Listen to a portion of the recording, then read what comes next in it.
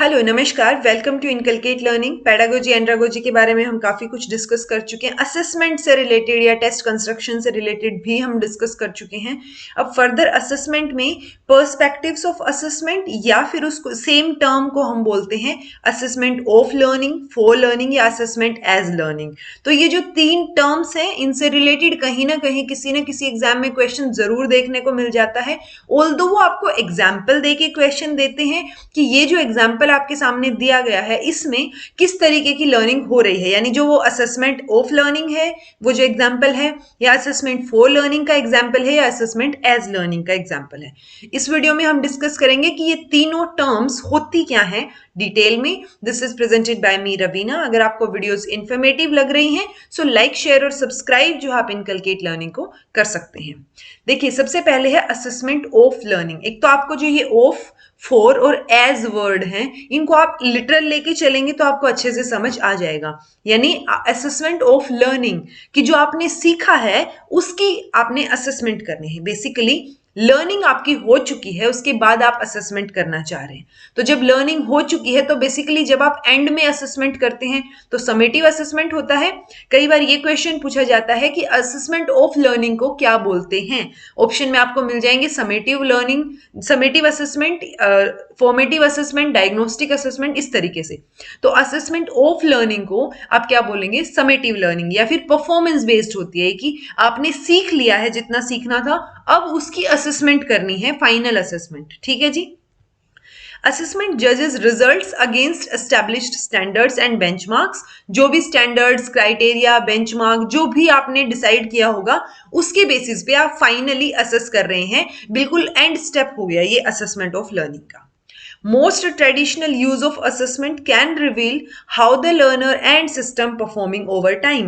So basically most traditional use है क्योंकि annually जब एग्जाम्स हमारे होते थे, अब तो चलो सेमेस्टर वाइज है, एनुअली में क्या होता था कि आपने पूरा साल भर क्या सीखा है, कैसे सीखा है, कैसा परफॉर्म किया है आपने ओवर द टाइम, तो लास्ट में आपको क्या है, रिजल्ट मिल जाता था। सो वही रिजल्ट क्या है, असेसमेंट ऑफ लर्निंग है, क्योंकि आप पूरा साल सीख चुके हैं, उसके बाद आप क्या कर रहे हैं, उस सीखी हुई चीज का असेसमेंट किया जा रहा है उसका। ठीक है।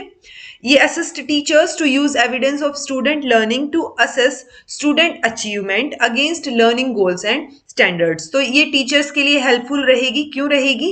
क्योंकि लास्ट में जो उन्होंने शुरू में ऑब्जेक्टिव्स रेडी किए थे, गोल्स, जो लर्निंग गोल्स, स्टैंडर्ड्स उन्होंने सेट किए थे, और फर्दर आपकी लास्ट में अचीवमेंट निकल के आई है, क्या वो मैच कर रहे हैं? तो उनको जो है वो एक एविडेंस की तरह होगी आपकी जो असेसमेंट होगी, जो आपको असेस किया गया है। किस चीज के लिए एविडेंस? कि जो लर्निंग गोल्स और स्टैंडर्ड्स जो डिसाइड हुए थे क्या वो कंप्लीट हुए हैं। ठीक है। सो ये क्या होगा? असेसमेंट ऑफ लर्निंग, सीखने के लिए, यानी जो सीख चुके हैं आप, सीखी हुई चीज का आप असेस कर रहे हैं। ठीक है। असेसमेंट फॉर लर्निंग, यानी आप असेसमेंट कर रहे हैं ताकि आपको पता चले चीजें और वो आप लर्निंग में हेल्प करें, आपको लर्निंग का जो क्राइटेरिया है या जो लर्निंग आप बच्चों की करवाना चाह रहे हैं उसमें हेल्प करें। ठीक है। सो असेसमेंट फॉर लर्निंग जो कि फॉर्मेटिव होगी, जैसे टीचर आपके रोज रोज टेस्ट ले लेते हैं या ओरली आपसे चीजें पूछ लेते हैं। सो वो क्या है, वो आपको सिखाना चाह रहे हैं कोई चीज बेहतर तरीके से, उसके लिए वो असेस कर रहे हैं। ठीक है। रियल टाइम होगी और डायग्नोस्टिक होगी, क्योंकि आप डायग्नोस्टिक में भी हमने जो है लास्ट वीडियो में प्री असेसमेंट की तरह भी पढ़ा था, या जो है आपकी डायग्नोस्टिक के बाद जब आप रेमेडी पे जाते हैं उसके बाद वापस से आप असेस कर रहे हैं, सो वो भी एक तरीके से फॉर्मेटिव असेसमेंट में ही आएगा।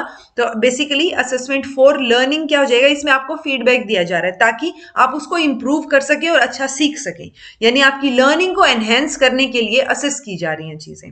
सो लर्निंग इसमें कंप्लीट नहीं हुई है।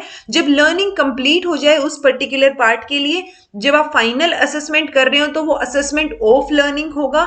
जब आपको फर्दर और लर्निंग का प्रोसेस अभी चलना है और आपको इंप्रूवमेंट के लिए आपके क्या की जा रही है, असेसमेंट की जा रही है, तो वो असेसमेंट फॉर लर्निंग होगा।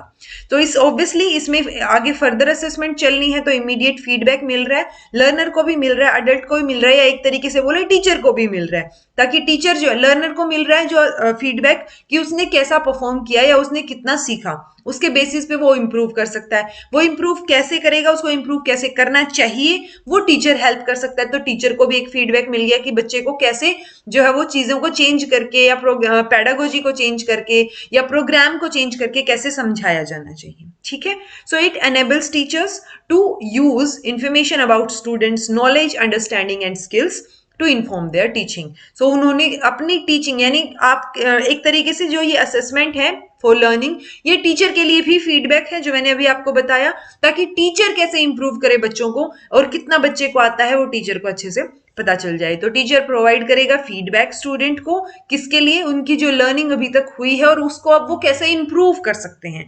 सो यहाँ पे इंप्रूवमेंट का स्कोप है। असेसमेंट ऑफ लर्निंग में लर्निंग हो चुकी है, आप फाइनल रिजल्ट उनके हाथ में पकड़ा रहे हैं। तो जब आप असेसमेंट फॉर लर्निंग कर रहे हैं तो ये हेल्प करेगी स्टूडेंट्स को ये जानने के लिए कि उन्हें कैसे इंप्रूव करना चाहिए। मोटिवेशन को एनहेंस फोस्टर करेगी, इंक्रीज करेगी, क्योंकि उनके पास एक तो टाइम है। अगर रिजल्ट खराब भी है फिलहाल जब आप असेसमेंट फॉर लर्निंग कर रहे हैं, फॉर्मेटिव असेसमेंट कर रहे हैं, तो बच्चे के पास एक ऑप्शन होगा कि वो जो है फाइनल जब असेसमेंट ऑफ लर्निंग होगा, समेटिव असेसमेंट होगा, तब अच्छा परफॉर्म करे।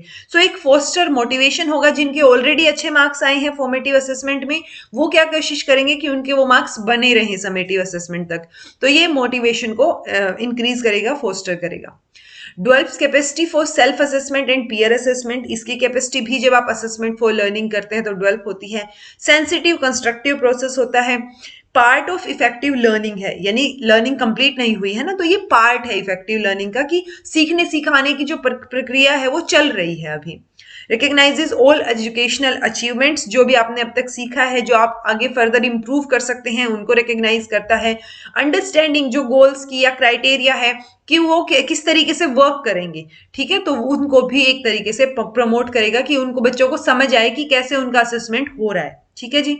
फिर है असेसमेंट एज लर्निंग, यानी आप असेस कर रहे हैं और उस असेसमेंट में ही कहीं ना कहीं लर्निंग छिपी हुई है। ठीक है, जैसे सेल्फ एग्जामिनेशन होता है लर्नर का। अब मुझे कोई एग्जाम देना है और मैं प्रीवियस ईयर अटेम्प्ट करके देख रही हूं, तो वो एक तरीके से असेसमेंट है कि मुझे उसमें से कितना आता है और मैं कितना आगे सीख रही हूं उसमें से।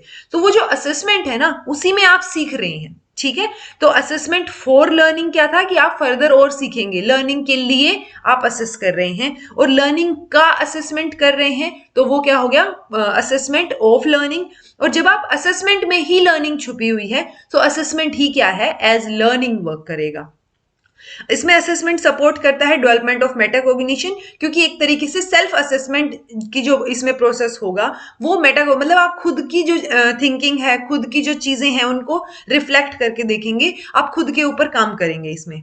Understanding of how learners learn and who the learners known themselves to be, कि वो कैसे सीख रहे हैं चीजों को और क्या उन मतलब वो कहाँ देखते हैं अपने आप को। ठीक है, सो वो सारी चीजें भी असेसमेंट एज लर्निंग में आ जाएंगी। एक तरीके से ये अवेयरनेस प्रोवाइड करता है ताकि लर्नर बेटर बन सके और जो हायर ऑर्डर स्किल्स हैं, डिस्पोजिशंस हैं, उनको वो क्या कर सके, डेवलप कर सके। ठीक है, सो ये हो गया assessment as learning. So I hope आपको ये तीनों टर्म्स समझ आई हो। अगर कुछ भी समझ ना आया हो तो आप कमेंट करके पूछ लीजिएगा, क्योंकि इसमें एग्जाम्पल्स देके आपसे पूछा जाएगा। जैसे कई बार होता है ना कि एक एग्जाम्पल मुझे ध्यान आ रहा है जो किसी एग्जाम में तो पूछा गया था, शायद सीटेट था मे बी। तो उसमें क्या था कि टीचर जो है वो बच्चों को कहाँ लेके गई है, एजुकेशनल ट्रिप पे लेके गई है। ठीक है, एजुकेशनल ट्रिप से आके टीचर उनसे क्वेश्चनिंग कर रही है, तो वो किस तरीके का असेसमेंट है। सो वो वहां पे सीख चुके हैं चीजों को, तो उन्होंने कितना सीखा है उसका असेसमेंट कर रही है टीचर। सो वो असेसमेंट ऑफ लर्निंग हो गया कि वो समेटिव असेसमेंट है एक तरीके से, क्योंकि बच्चे एजुकेशनल ट्रिप पे सीख चुके हैं जो उन्होंने देखा था, सीखा था।